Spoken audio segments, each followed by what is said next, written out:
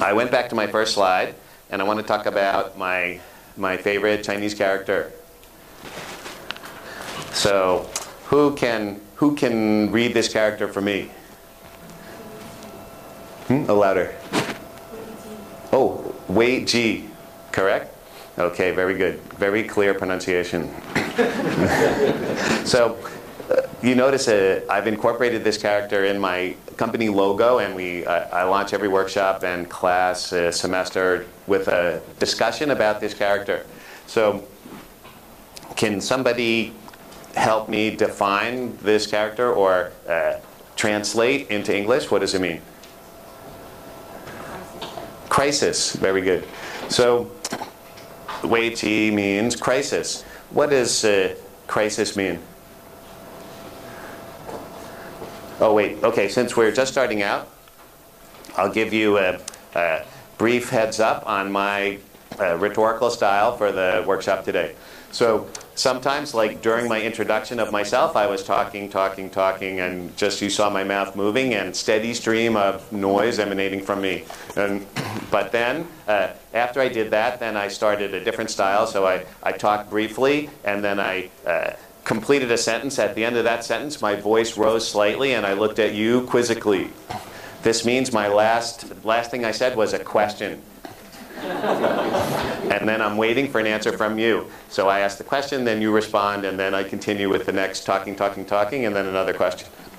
Okay, so what's a crisis? Okay, last easier question to get you warmed up since it's early. So crisis is a good thing or a bad thing? Good thing. Okay, good. Let's have a show of hands. Raise your hand if you think crisis is a good thing. Okay, raise your hand if you think crisis is a bad thing. Raise your hand if you think this is a trick question. Yeah. Okay, or none of the above. So, from somebody who said crisis was a bad thing, why? What is it? This is harder now. Can't answer with a raised hand, right? Who was somebody that said it was bad? Now everybody tries to avoid eye contact, right? Okay, yeah. It's bad because it can lead to another bad. It's good because it can open new opportunities. So good. So actually, your answer is a little more sophisticated, right? It's no, it's good. You're saying it's neither good nor bad. It depends on what happens next. Correct? Yes. Yeah. So this is exactly the point that I would like to make. Crisis is neither good nor bad. It depends on what happens next, ultimately whether it will have been a good or bad thing. But a crisis means a situation that has reached a critical turning point. Critical turning point means that the situation will either get much better or much worse very quickly. So I think, that's not necessarily bad or good, it just is. Now, in addition to the overall meaning of this character, you notice that the character is comprised of two sub-characters, each of which has its own individual meaning. So what, if you were to interpret individually, how would you define the characters? One means what? Danger, and the other means what? Opportunity. Danger and opportunity. And you can see how this captures the sense of crisis that we just discussed. Danger and opportunity. A situation that is about to go one way or the other, probably very quickly and very decisively.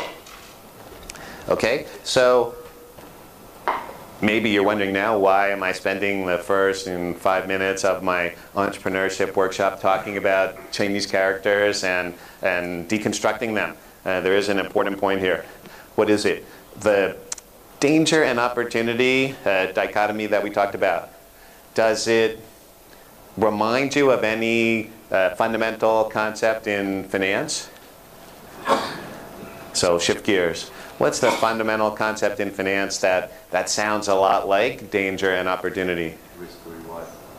Risk and return. Correct. Risk and return.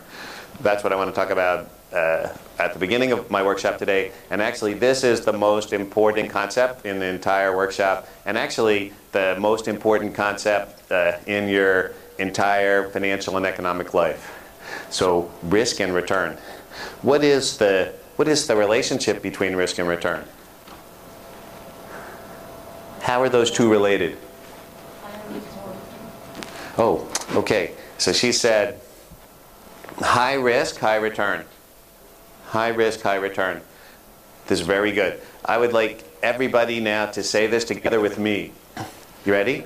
Okay, say it together. High risk, high return. Okay, don't you feel better already? I feel better already. 9:15 and we're already on high risk, high return. So what's the corollary of high risk, high return? The opposite. Don't say together. This is not about our workshop. Yeah. So, okay, the opposite is low risk, low return. So we're going to stay on the high risk, high return mindset for the rest of the day. Okay, high risk, high return, low risk, low return. This defines the relationship between risk and return. But those two statements sound very similar. They sound like they almost mean exactly the same thing. But do they, or do they mean something very different? Let's look at the second statement for a minute. Low risk, low return. What does that mean? Does it mean, okay, make it easier. Does it mean if I take low risk, I will receive low return? True or false? Raise your hand if you think true. Raise your hand if you think false. Okay, let me qualify. What if I say, if I take low risk, I will receive no or low return? Now, true or still possibly false? Raise your hand. So if you think that it's false, then you should believe that there may be some low risk, high return opportunity. Correct? I mean, in order for that statement to be falsified, we just need one low risk, high return opportunity. So what is it? What might be one, what is one low risk, high return opportunity? Oh, say louder. Pets. Fat? No, I mean pets like USD. Like what? Pets like Taxes. USD. Taxes. Oh, so okay, it's a good point. But who is able to levy taxes? Who levies taxes? Government. And what happens if individuals try to levy tax? Like, for example, organized crime. Let's say they try to levy tax on local merchants. What happens? What sanctions do they face? Prison. It's illegal, right? So it's a good point that government can take advantage of low risk, high return opportunities because they're government. But let's limit to private sector. So let's say in private sector, private markets, what is any low risk, high return opportunity? Lottery. I'm so glad that somebody mentioned lottery. I happen to have with me lottery ticket. Yeah. Can everybody see this? No? Yeah, it's very small. But I can tell you this is a Singapore sweep. First prize $2.3 million. Lottery ticket that was due today. It's a $2 ticket. I didn't buy this ticket because I never ever buy lottery tickets. I'll explain why in a minute. But my friend gave me this ticket. So $2.3 million first prize, and the ticket costs only $3. So is that a low risk, high return opportunity? Low risk, high return or not? Okay, what's the risk in this ticket? Okay, $3 sounds like the risk, but in fact, $3 is not the level of risk in this ticket. $3 is the amount that I risked. And actually my friend risked because he bought the ticket. So for me, amount risked was $0, which is why I'm willing to accept it as a gift, but won't buy it myself. So we risked $3 on the ticket. Does that make it low risk? No. That means our investment was very small. We invested a small amount, but that doesn't change the risk. If I bought one $3 lottery ticket or 1,000 $3 lottery tickets, the risk doesn't change. What's the risk? Or how can we meaningfully think about the risk in the lottery ticket? Okay, I think the way I like to think about it is we can look at something called the expected value of the lottery ticket. Expected value of the lottery ticket. So, what's the expected value of the lottery ticket? How to figure that out. Now, okay, you guys are scientists, so you're going to be comfortable with this. There are 7 digits in the winning number. In order for me to win the 2.3 million, I have to match all 7 digits. What's my chance of winning? Just about. You can use calculator or Excel if you want. It's about 1 in 10 million, right? There's one less than 10 million possible combinations of these numbers. So in order for me to get one randomly drawn number and win, I have about 1 in 10 million chance to win. Agree or disagree?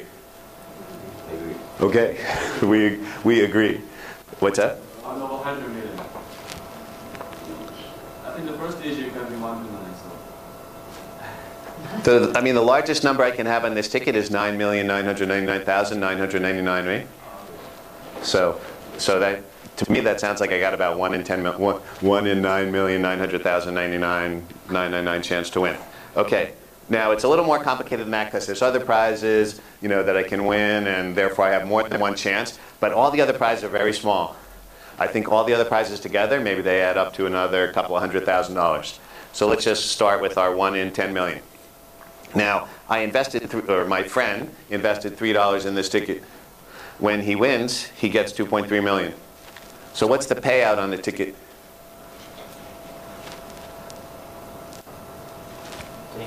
It's about it pays me about 700,000 to 1, right? For every $1 that I bet, I win $700,000 when I win. So the payout is $700,000 to 1, but the odds of winning are 1 in 10 million. In order for this to be a fair bet, what does the payout have to be? It needs to be 10 million to 1. So this is an incredibly unfair bet, which means what? It means the expected value on this ticket is negative. This means what? This means every time I buy this ticket, I lose money. Guaranteed. I am guaranteed to lose money.